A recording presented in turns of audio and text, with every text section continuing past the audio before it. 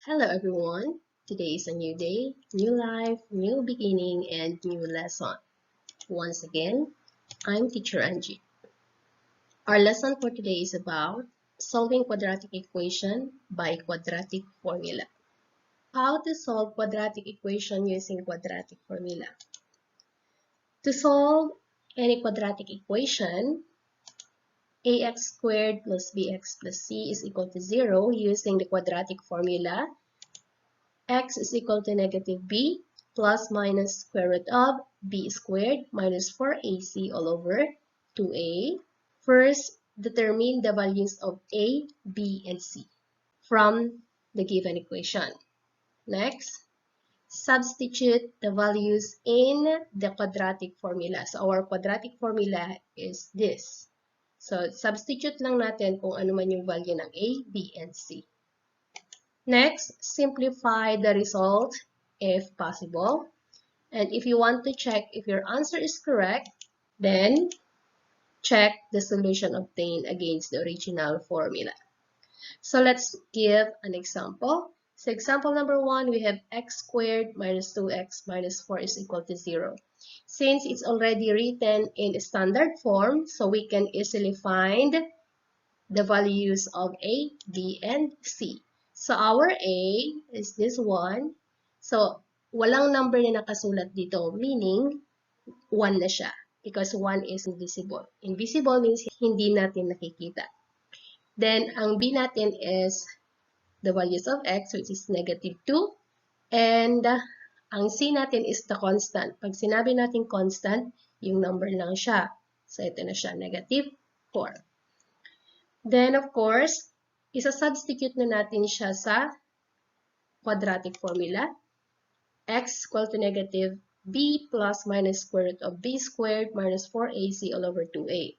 Pag sinabi natin i-substitute, kung ano man yung value ng a, b, and c dito, papalitan natin base sa kung anong number meron sila dito.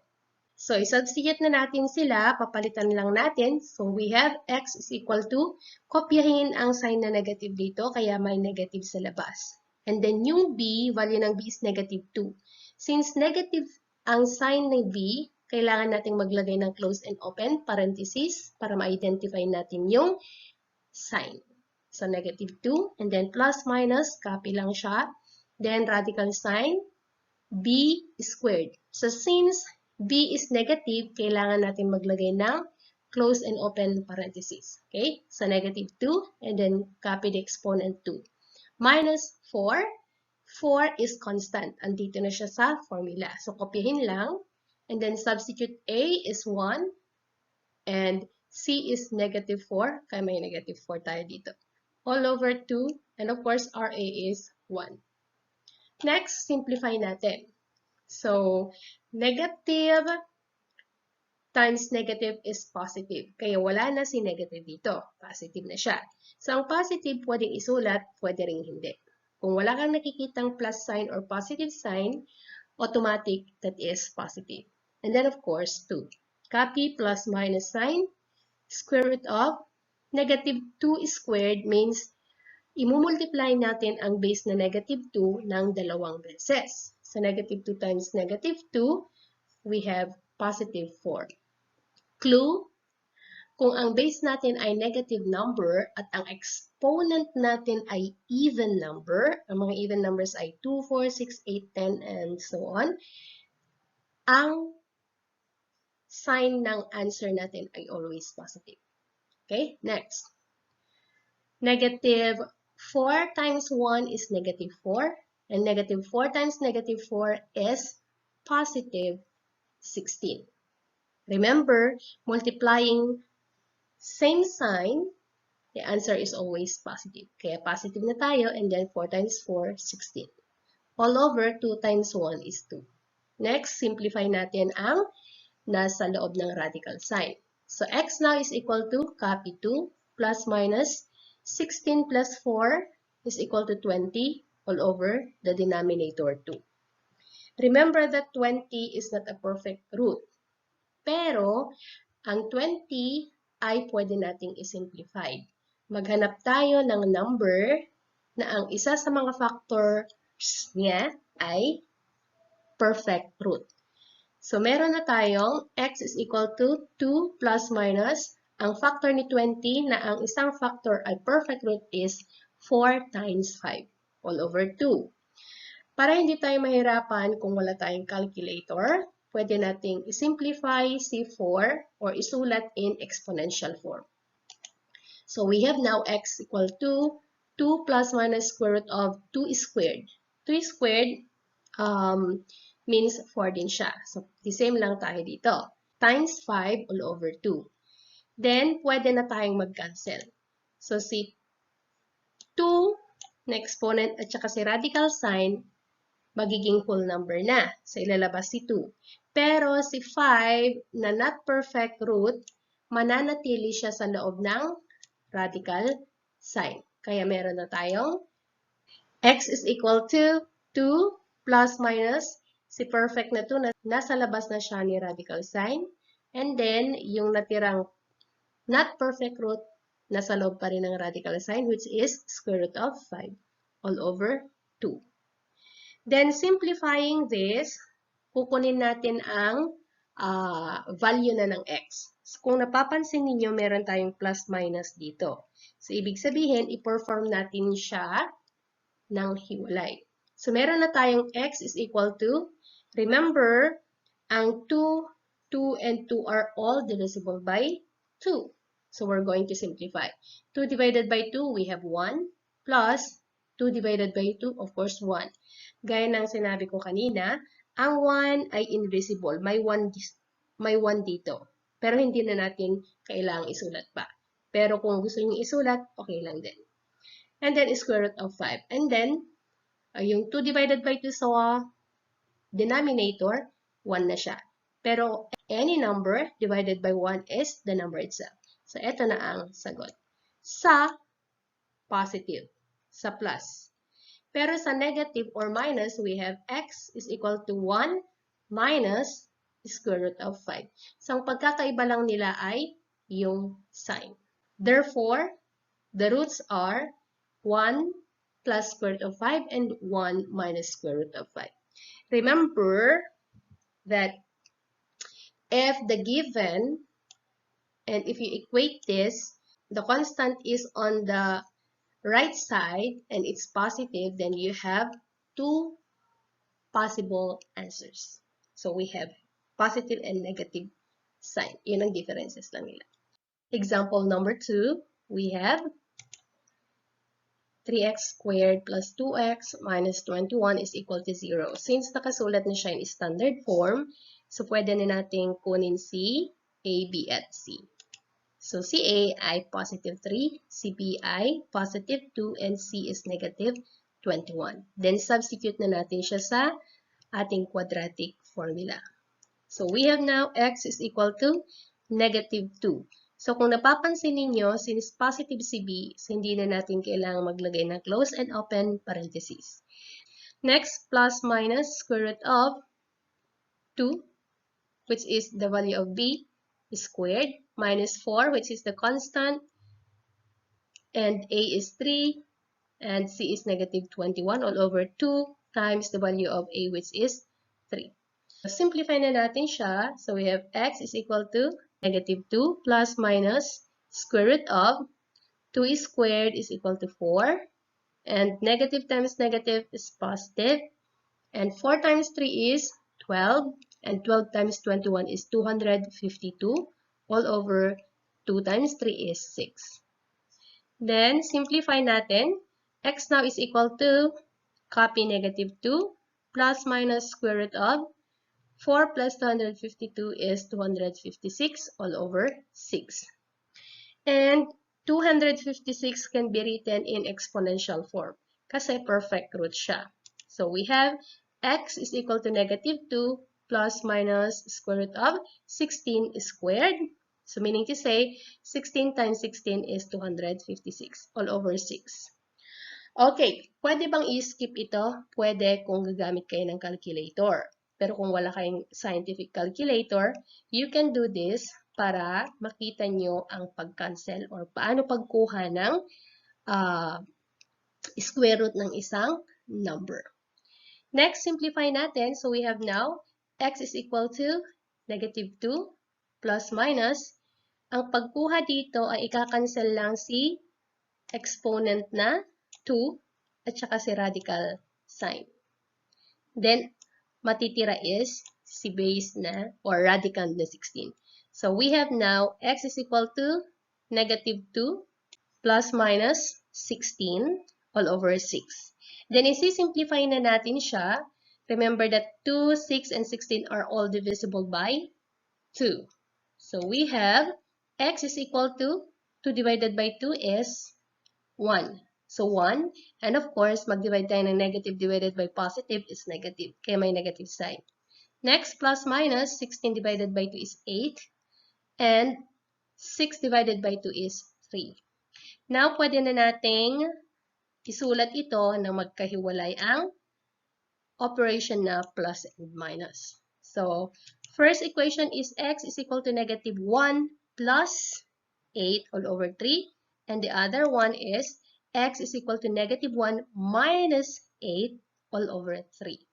So, pwede pang isimplify ito. So, we have x is equal to negative 1 plus 8. So, magkaiba ang sign. Ang rules ng adding integers with unlike sign, subtract the number. Okay, so 8 minus 1 is 7. Then, copy the sign of the greater value or number. So, ang sign ng greater number is positive, kaya positive siya. And then, copy the denominator, 3. So, x now is equal to 7 over 3. And the other one, negative 1 minus 8. Ano ang rules ng subtracting integers?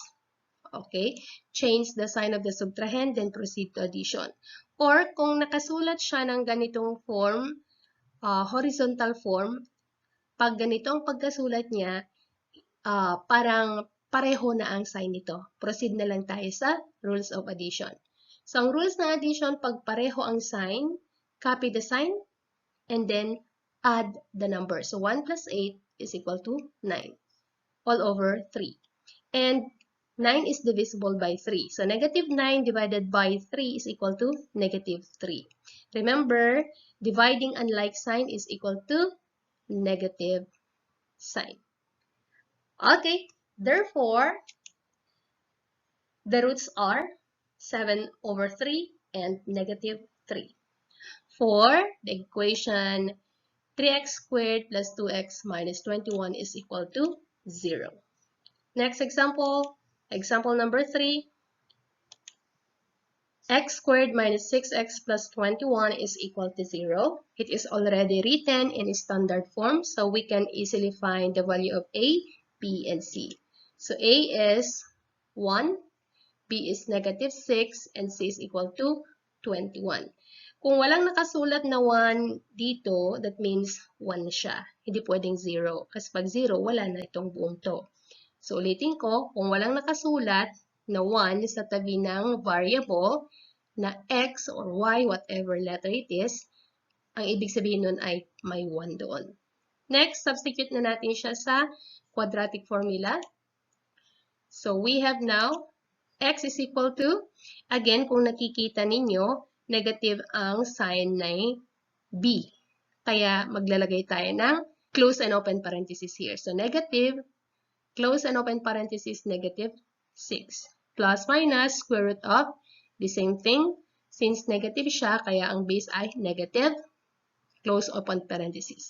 So, negative 6 and then copy exponent 2 minus, copy the constant 4 multiplied by the value of a, which is 1, times c, which is 21, all over 2 times a, which is 1. Then simplify.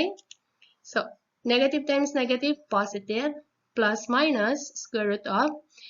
Again, kung ang base nyo ay negative at ang exponent ay even number, the answer is always positive. So, we have positive na, and 6 times 6 is 36. Minus. So, minus dito, kung napapansin nyo, the rest ay positive. Kaya, negative na lang siya. 4 times 1 is 4. 4 times 21 is 84. And 2 times 1 is 2. Simplify. X now is equal to 6. plus minus 36 minus 84 is negative 48. Sorry, this must be negative 48 all over 2. X is equal to 6 plus minus square root of 16 times negative 3 all over 2. Kasi ang 48 pwede siyang i-factor na ang isang number niya ay negative. Okay? So, ulitin ko, negative 2 I just miss putting the negative sign. So, meron na tayong 16 times negative 3.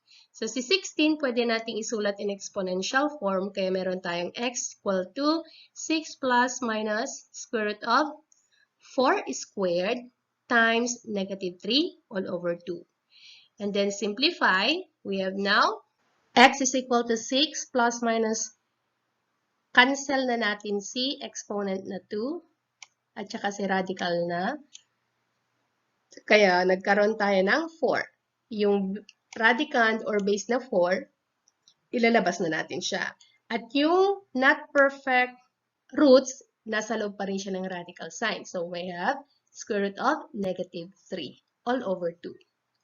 So pwede na nating paghiwalayin ang sign na to. So we have now x is equal to 3 plus 2 square root of negative 3. Why 3 and 2?